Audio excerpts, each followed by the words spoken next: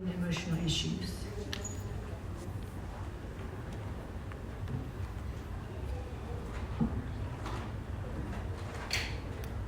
Good afternoon, everyone. Are you ready for a completely different point of view?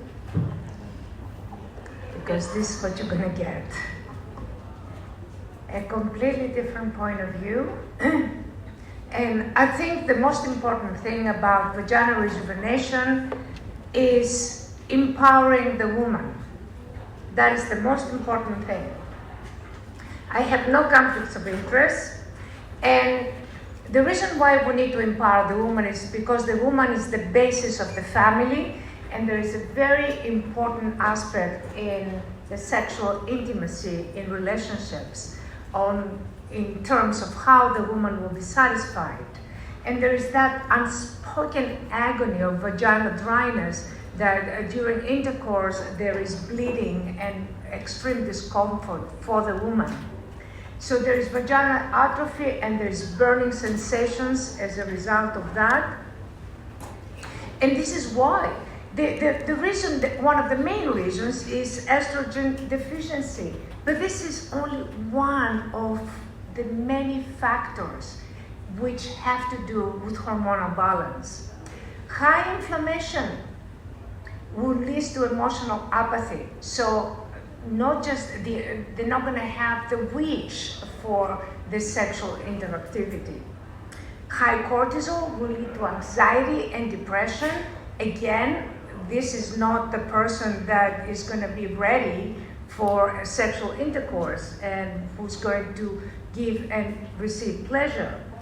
Now, low metabolism is also going to lead to anxiety and depression. And I'm giving all of these kind of graphics. Why? Because this is how most women feel inside them. On the outside, they might smile, they might interact, they might appear that everything is great, but inside there is a different story, and we'll go into that in a minute. Low testosterone, again, is going to lead to boredom and emptiness. And again, that's not the energy, the sexual energy is going to be missing from that type of person.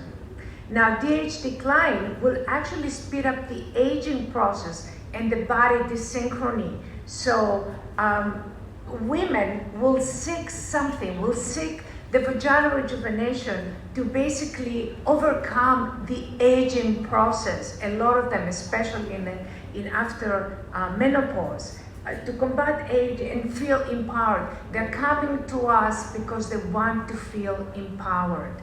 So we have to empower women. And in order to empower women, we need to understand how women feel. And of course, the first speaker spoke about the CO2 lasers and solutions. And the main point of the laser is that there is an increase of collagen. And the increase of collagen is going to basically create the vaginal tightening. And this is a healthy vagina and a vaginal atrophy, and there must be a solution. But when we talk about collagen, I always have the same question. I always say the same thing. Collagen is a protein, and protein folding is the dark spot of injections. So when you're doing injections with collagen or expect to have collagen rejuvenation there, the most important aspect of that is collagen folding, because if it's not folded, that protein is not working. This is an unfolded protein and this is a folded protein. And this is our research in England of how basically we look at protein folding and how that can be enhanced. And this is me in our research center. This is the Nobel Prize 2024 in chemistry, where they discovered 200 million proteins. So basically, just collagen rejuvenation is not just collagen. It depends on a lot more proteins that are in the body and their interactivity and proteostasis. Proteostasis is going to be the new thing. You see how proteins get unfolded and then how proteostats through resonance, they can be folded again. So proteostats is going to be the future of anti-aging. But before we get there, let's talk about fibroblasts. Now, you can have hyperactive fibroblasts, and that's actually the case with darker skinned people. They have more hyperactive fibroblasts. So then you're going to have more scar formation in the vagina as a result of the collagen production of the CO2 lasers and other lasers that you're going to be using, or RF. And if there's too much collagen, then might be scarring, and then the sensation may be reduced. So it's going to be great for the men, but not as good for the women. And then you're going to have, with much older women, you're not going to have enough collagen, so there is the possibility of wounds. So all that you need to explain to your clients, and so they understand that before they take the procedure. So there is laser rejuvenation designed for men's pleasure at the expense of women's pleasure. That's something you need to understand, because I know the first speaker showed a lot of sonograms. It might look great in the sonogram. How does it feel is the question. And is the woman empowered? That's the question we need to ask. So there are, of course, laser complications. All of those I recommend that you give to your clients before you ask them to sign a consent. They know the truth. If they still want to do the procedure, of course, you have to do it. But there are a lot of new articles that they talk about vaginal rejuvenation is not ready for prime time because there is so many complications that they keep. Women might not express them, but there are, and FDA has stopped the vaginal rejuvenation by lasers due to clients that have had severe symptoms. And again, all you have to do is express that to your clients, and if they want to continue, fine. So now many women claim to be very happy after laser and RF rejuvenation. Are they? Is the question. Is there something else that's going on? What's behind the female smile? Let's get you into the whirlwind of female emotionality, that it's all sometimes and most of the time it is hidden. So we answered this question. We published a few articles on this particular question in several different journals, and this is my books that are also touching on the same. They have been translated in 12 languages. So what we did, we administered the MPI to 14 menopausal women that had undergone laser rejuvenation with very high FSFI scores. FSFI is an instrument that usually doctors will kind of adopt to find out if women have been satisfied with the procedure. And these women had very high scores on FSFI, as you can see here. They spoke about orgasm score was 4.07, arousal score was very high scores. And we gave them 3 scales of the MMPI, the lie scale, the depression, and the hysteria scale. And what we found, there's always a statistically significant correlation between the FSFI and the lie scale. You know what that means? That means that these women were lying. We also found very significant results with the hysteria scale and the depression scale. That before and after, the results were much higher.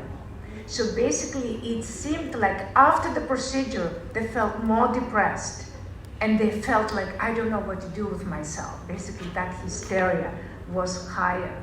So on the outside, they were saying they were very happy, they were laughing. And on the inside, there was a depression and an anxiety. So please remember that.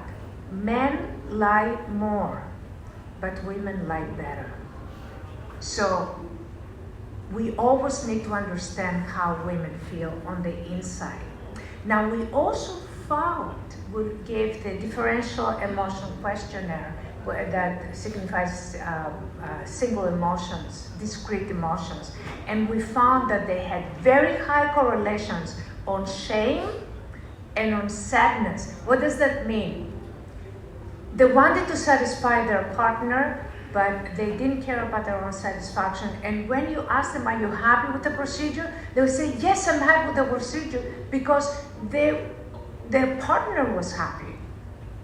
There was also, I want to talk about that because it's a very important part. There's a type C personality that is associated with shame, and there is a higher incidence of melanoma cancer. And it's higher than it is with smoking. So people with type C personality are more prone to cancer than smoking. So these women were lying, basically. But lying was not good for them. So in assessing a female satisfaction with short-term questionnaires that are very transparent, and if somebody's ashamed about themselves or about, spend so much money and I still have a problem, they blame themselves and not the procedure. And these are all things that you need to understand.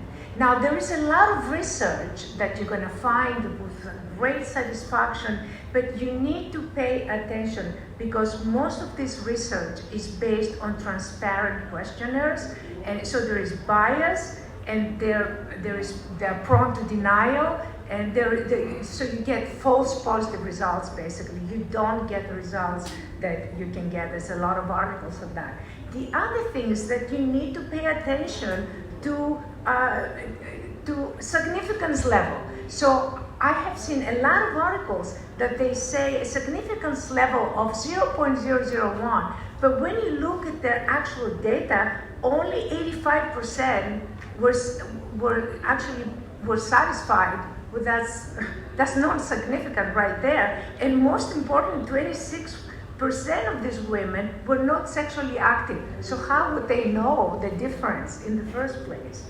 So very important, statistical significance has to be above 0.5. That means more than 95% of your sample has gotten positive results.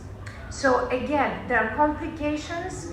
They're understated, the complications in all the articles, in all the research that I looked up, and it was about 400 articles that I reviewed. Every article understated the basically, and by the way, CRT lasers have not been approved by the FDA. All of these things you need to tell to your clients. And again, if they want to continue, fine. If they don't want to continue. This is my new book, The Rhythm of Youth. And basically in The Rhythm of Youth, I talk about how we can empower women. And we can empower women through hormonal balance. And that's what's going to basically, and this is me in our lab, basically vaginal rejuvenations requires hormonal balance, because if you don't hormonally balance and you have high cholesterol, high cortisol, you're not going to want to go and have sex. I mean, you need that hormonal balance to give you the desire in the first place to kind of interact. And hormonal balance has a lot of, it's a very wide thing. You need to have a physical status that is good, lifestyle, diet, exercise, hormonal balance, psychological balance, and interpersonal harmony to have somebody that you can communicate. So from systemic disharmony to systemic harmony, and that has to do with hormonal balance that will give you the confidence. You cannot have vaginal rejuvenation without hormonal balance. You need to kind of take that into consideration. And this is the message that I would like to offer to you today. This is again me in our lab. So with female satisfaction is based on understanding, and females need a gentle approach. Thank you very much for your kind attention. This is my WhatsApp. You can, I know I'm in China, probably nobody has WhatsApp, but if you want to take a picture, you can. If you have any questions, please communicate with me. I will answer any questions you have. I know it's a complicated lecture, so I'll be available for questions. Thank you very much.